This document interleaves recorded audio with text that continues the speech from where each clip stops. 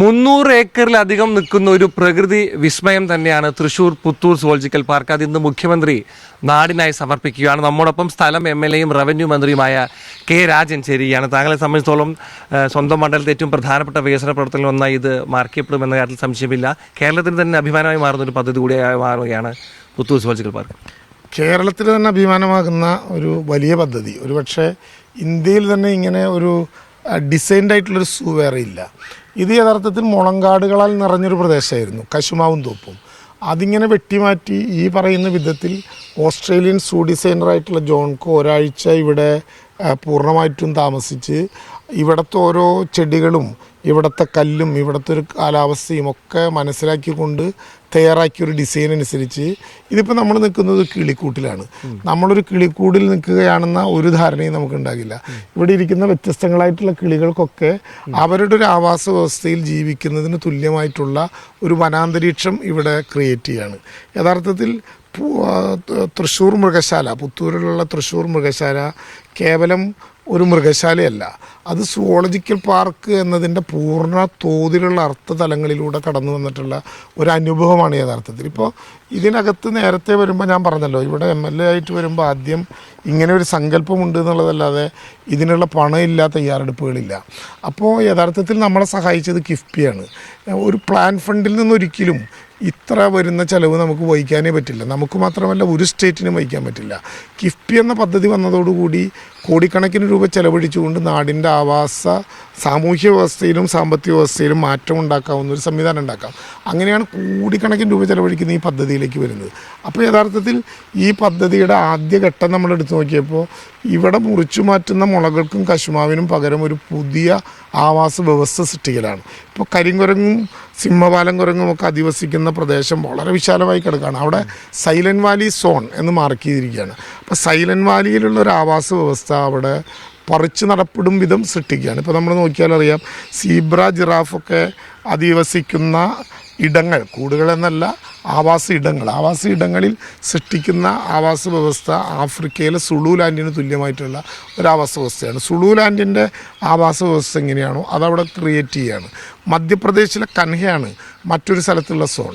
ആ കൻഹ സോണിൻ്റെ ഒരവസ്ഥ അവിടെ ക്രിയേറ്റ് ചെയ്യാവുന്ന വിധത്തിലുള്ള ചെടികളും മരങ്ങളും കിളികളും അതിന് വേണ്ടിയിട്ടുള്ളൊരു ആവാസ വ്യവസ്ഥയെ അവിടെ സൃഷ്ടിക്കുന്നു.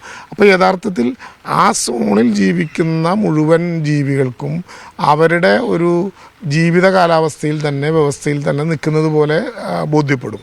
അത് തന്നെ അവിടെ വരുന്ന പുതിയ തലമുറയിലെ കുട്ടികൾക്കും പൊതുജനങ്ങൾക്കും ഈ ആവാസ വ്യവസ്ഥയെക്കുറിച്ചുള്ള ബോധ്യവും അവിടെ കാണുന്ന മൃഗങ്ങളെയും പക്ഷികളെയും കുറിച്ചുള്ള ആദരവും ഇതെല്ലാം കൂടി. അപ്പോൾ ഇതൊരു മൃഗശാലയല്ല, ഞാൻ എപ്പോഴും പറയാറുള്ളത് പോലെ പ്രകൃതിയുടെ ഒരു പാഠപുസ്തകമാണ്.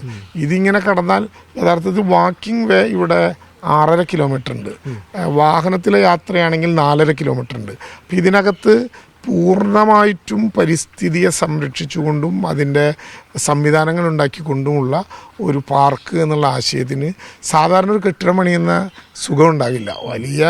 വലിയ സംവിധാനമാണ്. മാത്രമല്ല ഇവിടുത്തെ മൃഗങ്ങൾ മൃഗശാലയിൽ നിന്ന് മാറ്റപ്പെടുന്നവർ മാത്രമല്ല, കേരളത്തിൻ്റെ ഒരു സാമൂഹ്യ ജീവിതത്തിൽ മാൻ അനിമൽ കോൺഫ്ലിക്റ്റിൻ്റെ ഭാഗമായിട്ട് ഇത് ഫോറസ്റ്റ് നടത്തുന്ന സൂ ആണല്ലോ.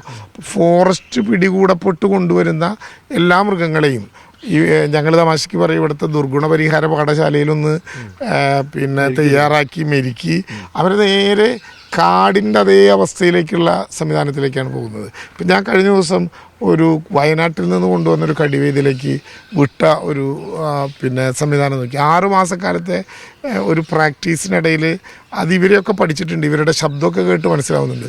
പക്ഷേ ഒരു കാടിൻ്റെ അന്തരീക്ഷത്തിലേക്ക് വന്നപ്പോൾ നേരെ വയനാട്ടിൽ നിന്ന് വന്ന കടുവയാണ്. നല്ല മഴയൊക്കെ പെയ്യുന്ന സമയത്ത് പുല്ലിനെ ആ ഒരു പ്രത്യേക അവസ്ഥയ്ക്കിടയിൽ അതങ്ങ് കയറി നിൽക്കുകയാണ്.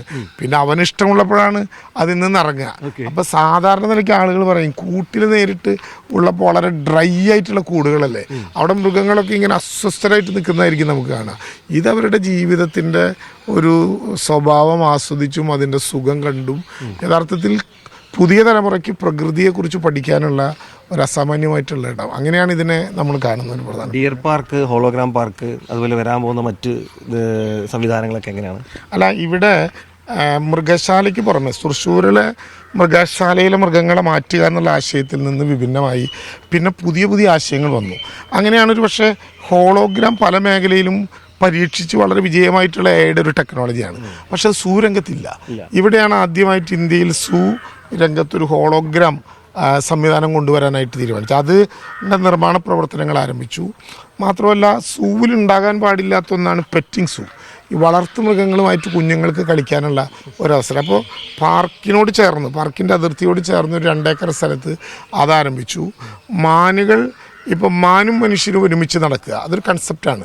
അപ്പോൾ ഡിയർ സഫാരി പാർക്ക് ഇപ്പോൾ 160 മാനുകളെയാണ് നമ്മളതിനു വേണ്ടി സംഭരിച്ചിട്ടുള്ളത്. ഏറ്റവും പെട്ടെന്ന് പെറ്റുപെരുകുന്ന ഒരു വിഭാഗമാണ് മാനുകൾ എന്നുള്ളത് കൊണ്ട് ഒരു വർഷക്കാലമൊക്കെ കഴിയുന്നതിന് ഇടയിൽ പുറത്തുനിന്ന് കൊണ്ടുവരുന്നതും ഇവിടെ വരുന്നതുമായിട്ടുള്ള മാനുകളുടെ എണ്ണം തന്നെ 500-ലേറെയാകും. അപ്പോൾ അവരോടൊപ്പം പുത്തൂർ ഹെവൻ എന്ന് വിളിക്കുന്ന ഒരു വളരെ മനോഹരമായിട്ട് ഇടമുണ്ട്. പുത്തൂർ ഹെവൻ എന്നാണ് അതിൻ്റെ പേര്. ഒരു കുന്നിലേക്കുള്ള യാത്രയാണ്. അവിടെ പൂർണ്ണമായിട്ടും നമുക്ക് മാനുകളോടൊപ്പം സഞ്ചരിക്കാം. ഇതിന് ഒരു ചെറിയ കാലാവധി നമുക്ക് എടുക്കേണ്ടി വരും. അതായത് ഇവിടെ ഇപ്പം ഇതെല്ലാം വരുമ്പോഴും ആളുകൾക്ക് നേരിട്ടങ്ങ് എല്ലാ കൂടിൻ്റെ മുമ്പിലേക്കും ചെല്ലാനുള്ള ഒരു 2 മാസക്കാലത്ത് ഇടവേള വേണ്ടി വരും. ആ സമയത്ത് നമ്മൾ കുഞ്ഞുങ്ങളെ വ്യത്യസ്ത വിഭാഗങ്ങളിൽ നിന്നുള്ള ആളുകളെ നേരത്തെ തയ്യാറാക്കുന്നതിനനുസരിച്ചും നേരത്തെ അനുവാദം കൊടുക്കുന്നതിനനുസരിച്ചും കുറേശ്ശെ നമുക്ക് കൊണ്ടുവരാം. ജനുവരിയോടുകൂടി, അതായത് പുതുവത്സരത്തിൽ നമുക്ക് പൂർണ്ണമായിട്ടും ആളുകൾക്ക് പ്രവേശിക്കാൻ കഴിയുന്ന ഒരു സൂ ആവും, അതിൻ്റെ നിബന്ധനകൾക്കനുസരിച്ച്. എന്തായാലും ഹോളോഗ്രാം സൂ, പെറ്റിംഗ് സൂ, അതുപോലെ തന്നെ നേരത്തെ പറഞ്ഞതുപോലെ ഡിയർ സഫാരി പാർക്ക്, അത് ഇതിൻ്റെ പ്രത്യേകതയായിരിക്കും. അപ്പോൾ റേറ്റും മറ്റു കാര്യങ്ങളൊക്കെ തീരുമാനിക്കുന്നേ ഉള്ളൂ അല്ലേ? അതെ. ഇവിടെ നമ്മളൊരു സൊസൈറ്റി രൂപീകരിച്ച് സർക്കാർ കിഫ്ബിയിലൂടെയാണ് കൊണ്ടുവന്നതെങ്കിലും വനം വകുപ്പിൻ്റെ നേതൃത്വത്തിൽ ഒരു സൊസൈറ്റി രൂപീകരിച്ച് സൊസൈറ്റി ആയിരിക്കും ഇതിൻ്റെ പ്രവർത്തനങ്ങൾക്ക് നേതൃത്വം നൽകുക. അപ്പോൾ ഇവിടെ വരുന്ന പണം ഇവിടെ തന്നെ മോഡറേറ്റ് ചെയ്യേണ്ടി വരും. ഈ പണം കൊണ്ട് മാത്രം നമുക്ക് ഈ സൂനെ കൊണ്ടുപോകാൻ പറ്റില്ല. ആദ്യത്തെ ഒരു 4-5 വർഷക്കാലം സർക്കാരിൻ്റെ ഒരു ഗ്രാൻഡ് കൂടി ഇതിന് വേണ്ടി വരും.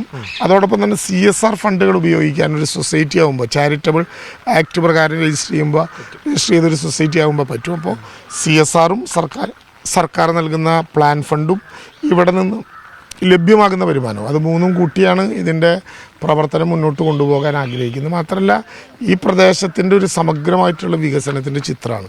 ഇപ്പോൾ നടരാജൻ തന്നെ വരുന്ന വഴി കണ്ടിട്ടുണ്ടാവും. ഒരു 5 മീറ്റർ മാത്രം ഇടുങ്ങിയൊരു വഴി ഇപ്പോൾ 15 മീറ്റർ വീതിയിൽ നമ്മൾ റോഡെടുത്ത് അതിൻ്റെ നിർമ്മാണ പ്രവർത്തനങ്ങൾ ഒരു ഘട്ടത്തിലേക്ക് പുരോഗമിക്കുകയാണ്. ഏതാണ്ട് 1-1.5 മാസം കൊണ്ട് തീരാവുന്ന വിധത്തിൽ അത് വലുതാകുന്നു. പുതിയ സംരംഭങ്ങൾ വരുന്നു, പുതിയ കച്ചവടങ്ങൾ വരുന്നു, ഇതിന് ചുറ്റുമുള്ള പിൽഗ്രീം ടൂറിസം കേന്ദ്രങ്ങൾ വലുതാകുന്നു. യഥാർത്ഥത്തിൽ MLA ആയി വരുമ്പോൾ ഇവിടെ ഒരു പ്രകടന പത്രിക ഞങ്ങൾ പുറത്തിറക്കിയിരുന്നു നാട്ടുകാരുമായി ആലോചിച്ചതിന് ശേഷം. അതിൻ്റെ ഏറ്റവും പ്രധാനപ്പെട്ട കാര്യം ഒരു ടൂറിസ്റ്റ് കോറിഡോർ ഈ മണ്ഡലത്തിൽ വ്യാപിപ്പിക്കുക എന്നുള്ളതാണ്. അതിൻ്റെ ഭാഗമാണ് ഈ സുവോളജിക്കൽ പാർക്ക്. അതിൻ്റെ ഭാഗമാണ് ഇതിനോട് ചേർന്ന് കിടക്കുന്ന പുത്തൂർ കായൽ. വൈകുന്നേരം സന്ധ്യയ്ക്കൊക്കെ ആളുകൾക്ക് അവിടെ ഇരിക്കാവുന്ന ഒരു ഫാം ടൂറിസം, പശുവിനെ വളർത്തൽ, നെൽകൃഷി, ഇതെല്ലാം കൂടി നടത്താവുന്ന കായൽ, ഇതിൻ്റെ തൊട്ടപ്പുറത്തുള്ള വെള്ളച്ചാട്ടം, പീച്ചി ഡാം, ഇപ്പോൾ സാഹസിക വിനോദയാത്രക്കാർക്ക് വേണ്ടി മാത്രം ഗവൺമെൻറ് 5 കോടി രൂപ ചെലവഴിച്ച് നിർമ്മിക്കുന്ന ഒരപ്പംകെട്ട്, ഇന്നു തന്നെ ബഹുമാനപ്പെട്ട റോഷി അഗസ്റ്റിൻ മിനിസ്റ്റർ ഉദ്ഘാടനം ചെയ്യുന്ന കച്ചിത്തോട് ഡാം, ഇങ്ങനെ ഇതെല്ലാം കൂട്ടി ഒരു ടൂറിസ്റ്റ് സർക്യൂട്ട് വന്നാലുള്ള മെച്ചം. അതെ, ആളുകൾ വരും, അവരിവിടെ തന്നെ താമസിക്കും. അവർക്ക് നമ്മുടെ ചെറുകടകൾ മുതൽ വലിയ സ്ഥാപനങ്ങൾ വരെ കച്ചവടങ്ങൾ നടക്കും. അപ്പോൾ അതുവഴി ഒരു ധനസമാഹരണത്തിൻ്റെയും ഒരു സാമൂഹിക മാറ്റത്തിൻ്റെയും ചാലകശക്തിയായിട്ട് ഈ സുവോളജിക്കൽ പാർക്ക് മാറും. അതാണ് നമുക്ക് ഏറ്റവും സന്തോഷകരമായ കാര്യം. എല്ലാവിധ ആശംസകളും. സന്തോഷം. Thank you. അനീഷ് കാഞ്ഞങ്ങാടിനൊപ്പം പുത്തൂർ സുവോളജിക്കൽ പാർക്കിൽ നിന്നും നടരാജ് പരശുറാം, മീഡിയ 1.